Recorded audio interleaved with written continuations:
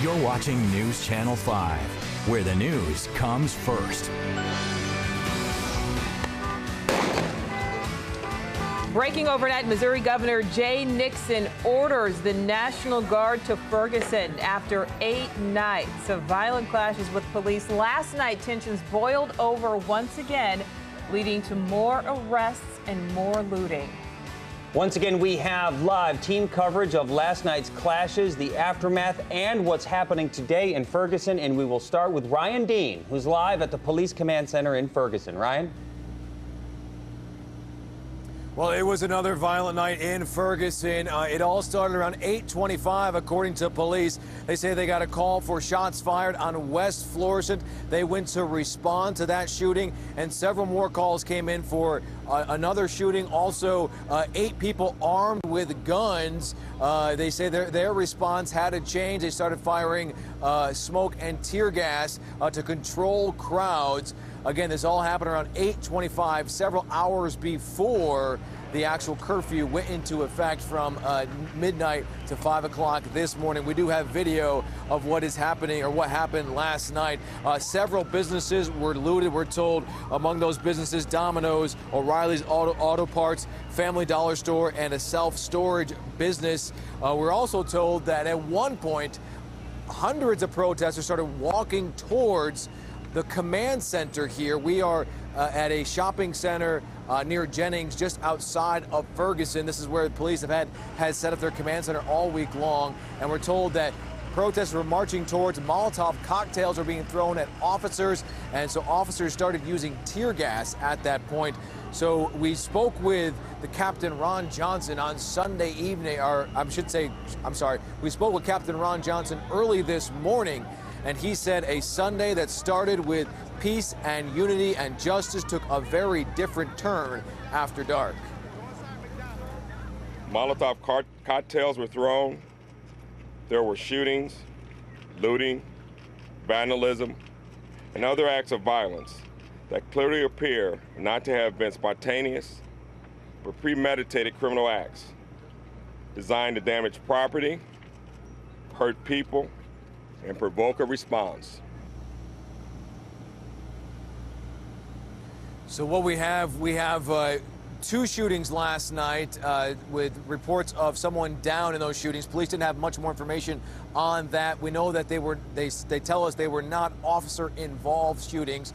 We'll get some more information on the number of arrests that they made last night. But again, the news here this morning is that Governor Jay Nixon has decided to bring in the National Guard to try to help bring peace to this area. That is the very latest here in Ferguson. I'm Ryan Dean, News Channel 5. Okay, thanks a lot, Ryan. And looting was once again a big problem in Ferguson overnight, all along West Florissant Ave, but also spilling into some neighboring communities. Faith Abube continues our live coverage from Delwood this morning. Faith?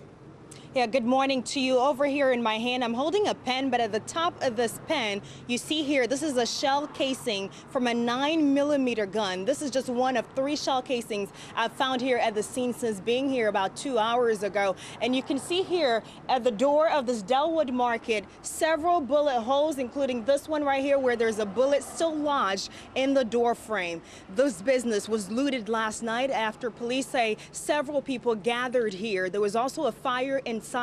Several things inside this business ransacked, the shelves ransacked, the merchandise just on the ground everywhere in there. And also here there was also a fire as well as a shooting and an accident. We talked to an employee earlier today, just a while ago, maybe about a half an hour ago. He was here trying to scope out the damage here, and he tells us what he saw here last night when he heard this business was being looted. Well, I saw a lot of smoke, and I smelled a lot of smoke. I heard a couple of gunshots. So when I heard a couple of gunshots, I, started to walk up this way.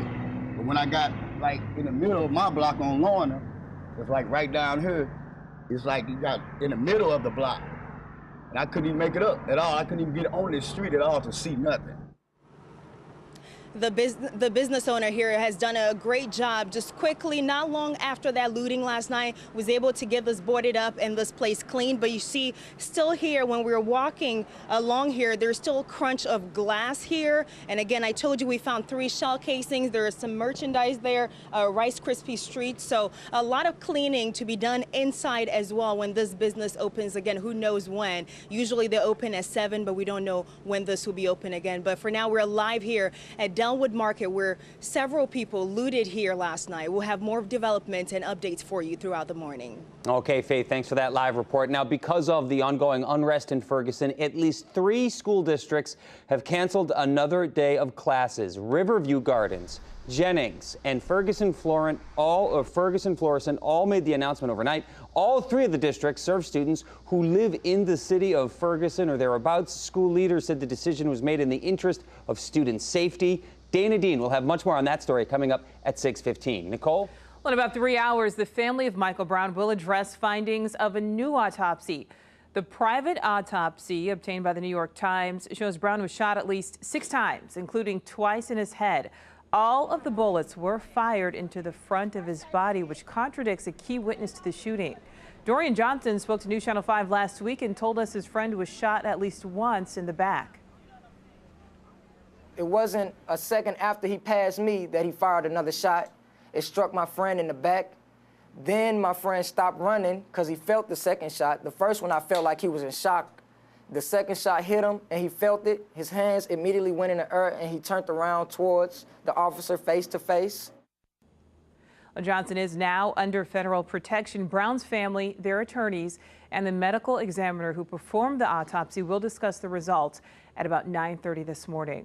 We've also learned the Justice Department will conduct another independent autopsy on Brown's body.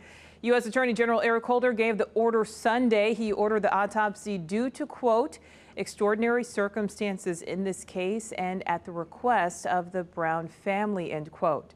The federal medical examiner will conduct that autopsy. Scott? Now, this morning, fog has developed across the area. Yesterday, we were stuck with those clouds for much of the day. As they started to break up late in the day and the sky started to clear, we had all that residual moisture. And so this morning, visibilities are down. Now, you'll notice Smart Field's come up to 3 miles. Chesterfield's actually up to 3 miles. Lambert went down to 1/8 of a mile. So it fluctuates across the area. But by and large, it's our Illinois farm communities here as you work along the Interstate 57 corridor and also up 55. Litchfield's 1/4 of a mile.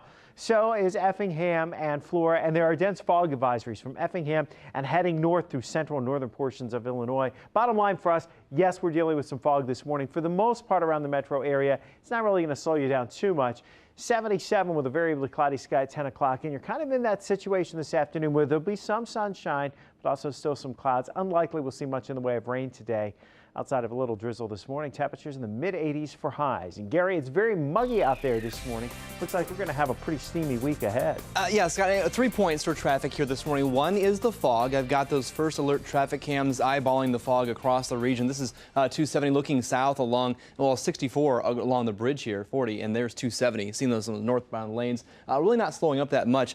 Same thing happening here at Lindbergh along 4064. You can see some of the fog picking up there. And let me show you one more first alert traffic cam. And the fog has been kind of hit and miss, like you said, Scott. Here's north of Gravois. This is looking north. Those lanes on the right-hand side of the screen, those are your northbound traveling lanes along 270. But the sensor's not picking up on very much, so things looking pretty quiet along the roadways. That's point number 2. Point number 3 is West Florissant was closed during the overnight hours in response to the emergency declaration there by the Missouri State Highway Patrol. That has been reopened, that between Woodstock and Chambers, and that is traffic and weather together.